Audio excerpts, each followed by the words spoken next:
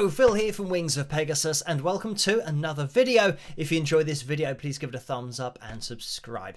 So, on the channel in the past, we have looked at multiple Queen performances, as well as listened to some more recent releases made on the official Queen channel, and we have pointed out where they've taken the decision to pitch correct Freddie Mercury's voice. And this is a very contentious issue because people have very strong views about it. And tonight's video is very much going to be a discussion about that. Whether voices should be tuned on re-releases, especially when we're talking about potentially 50 years after they were initially released. Something that we have looked at on the channel in the past are live performances, and even live performances being edited. So this is something that I'm going to discuss in this video with Jeff Scott Soto, who's asked me about it as well and asked for my opinion on it. So we will jump into it, but let me know what you guys think in the comment section below, as always, because it's interesting to get your thoughts as well. Which brings me to the next subject. I just want to pick your brain. Yeah. I think you did do a video. I don't remember if I've seen it. Therefore, I'm going to ask you directly what your personal feelings are. What they did to the 50th anniversary re-release of the first Queen album. What are your okay? What I'm happy they did do is they put the original version on there. So if you don't want to listen to the new fixed version, you can go back to that, and it's remastered, and it sounds, all the brilliance is there, and then the levels are all there. But now, if you want to listen to the fixed version, what is your personal opinion and thought on that? I think myself, again, being of a certain age, and Queen being, such a huge band, the Holy Grail, yeah. Yeah, exactly. It's like also, I guess, well, as a fan, but also as an artist, I love hearing unique performances, like even ones that are clearly a little bit kind of out there or off key, or Sure. Even sometimes when there might have been a problem with the monitors, where Freddie might not be able to hear his voice, and that would be an explanation as to why it's so kind of pitchy. But yeah, I mean, I would just rather everything's left absolutely as Left it is. as And, yeah, the way you remembered it. Yeah, and it's even though you could say, oh yeah, but the vocal's really pitchy, you say, yeah, but that is what it was. So as soon as you start to edit something, it's like it's now a performance that has been made in 2025. If we were doing it this year, it is now a product of 2025. So you think, well, where's like the early shows, in the late 70s, where's all of that stuff? All of these recordings that aren't very well known, that might be a bit pitchy, but then for some reason there's this knee-jerk reaction to think, oh, if we're going to release that now, we need to change it. It's like, It's like, well, yeah, what? But that's just the industry. That's just the industry now. But it's like, well, no, don't change it, because it means that, say, for example, there's a performance in 1978 that you've never heard before, and they've taken that, and you still haven't heard it, and now they've changed it, and they release it. You, as a fan, still have never heard the original. And you think, yeah, but I don't want this thing that, effectively you're listening to a producer. That's really what's happening. And he's doing what he does. You hear the result, but I just love hearing a band live. And also, I think that puts you in the moment, because you can imagine being there because of the way it sounds, because it isn't polished. Yeah. Whereas I know exactly what you mean by that. For me personally, I thought Queen were a completely different band, leaps and bounds from Queen 1 to Queen 2. Now, they didn't have the experience that they had by the time they got to A Night at the Opera. They didn't have 4 albums to finally get there where everything was really coming up perfect. But it's staggeringly different how Freddie sang on the first album compared to Queen 2. And I had a problem with embracing and really loving Queen 1 because of this. The backing vocals always seemed a bit pitchy and not really tight. Freddie was exceptionally pitchy all over the place now, and that's not a bad thing, because clearly you can see where he was growing and growing as they progressed and got more into the process and experience and the wisdom of recording and playing live, and recording and playing live. All of that, it developed them into what they eventually became. They didn't have that luxury on the first album, where there are a lot of bands that their first album was their best. They were never able to kind of recapture that lightning in the bottle later. I feel, for me personally, I don't like fixing it, only because you should be able to hear the progression as the band was going. If you hear something that sounds better on Queen 1 than they sounded on Queen 4 or Queen 5, because it's been manipulated and changed and fixed, then you don't really have the natural progression of that band or that singer. And as much as I love hearing Freddie now, I can listen to a few of those songs where it was kind of cringing when I first heard them, because I didn't get into the Queen 1 album until way after I was into all the other records. And then I listened back, how could that be the same band? It didn't sound like you just had the idea that he might be pitchy, and then you go back to, oh well, they had to record the entire album in a week, and they only had midnight sound. You have to think about what they had to do to get through those recordings. And without all that information, all you're doing is listening and going, this is off, this is better.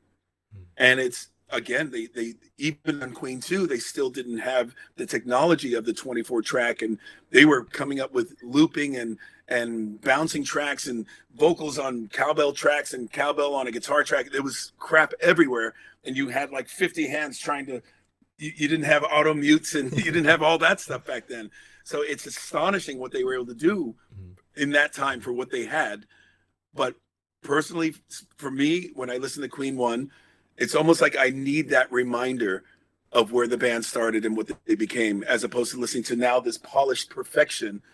The one thing I do like about the new releases is Roger Taylor's drum sound, for instance. It sounds fuller for that time. It doesn't sound like they re-triggered everything to sound like it was released in 2025. Yeah.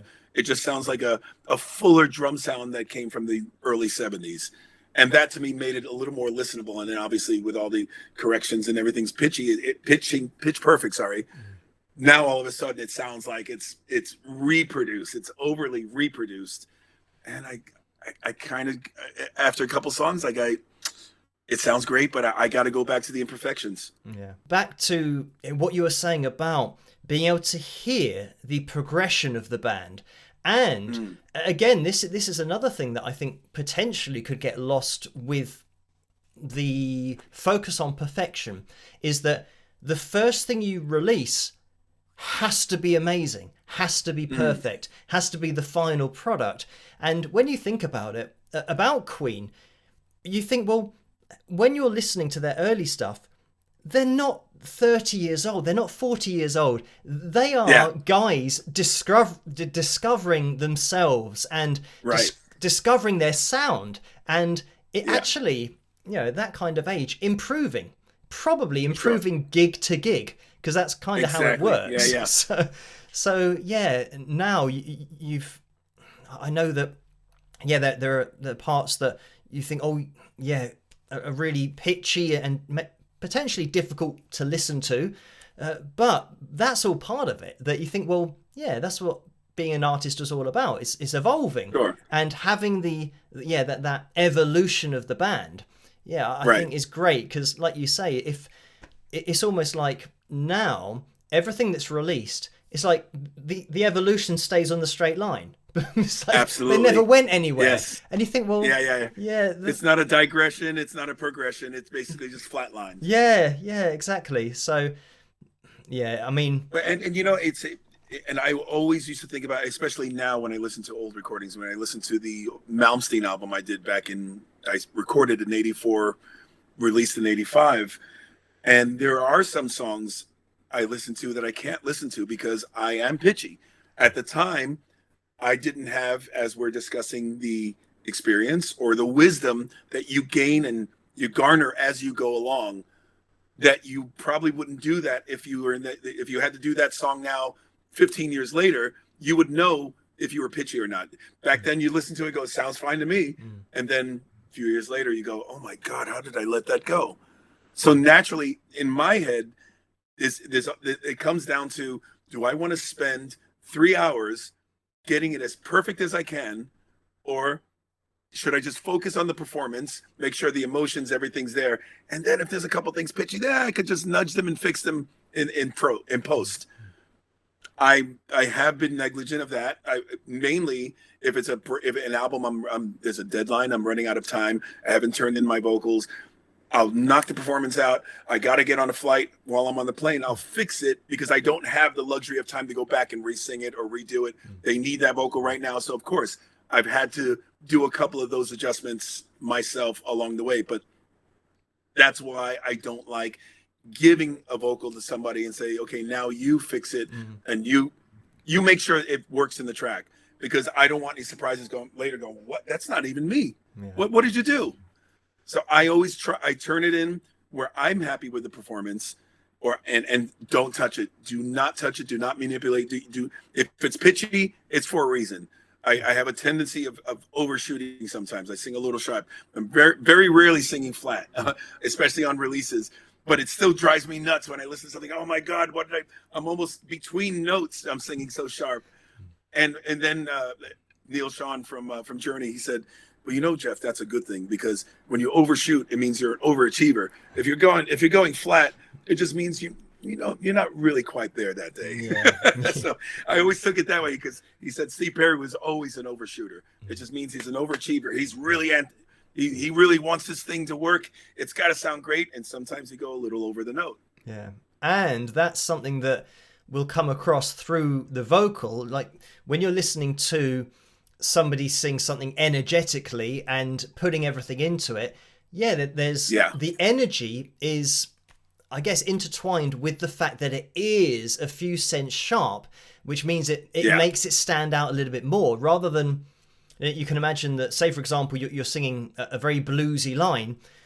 Bluesy lines are always kind of just under. They're never quite getting there, because it's the blues. It's never a major third for sure. It's if the song is even in a major key, you're just kind of sliding into that major third, and it's almost minor. It's like duh, duh. You're not gonna go duh, right on the actual note. Especially singers aren't thinking, oh, I want to make this sound a little bit more excitable, stand out a little bit more, so I'm going to intentionally sing 5 cents sharp. It's not something it's not something that ever happens. So this is why, like you said, with a vocal performance, getting into the feel of it is the most important thing. So once again, a huge thank you to Jeff for joining me on the channel and throwing some questions my way, as well as myself throwing questions his way. It's always interesting to pick his brain about different subjects, and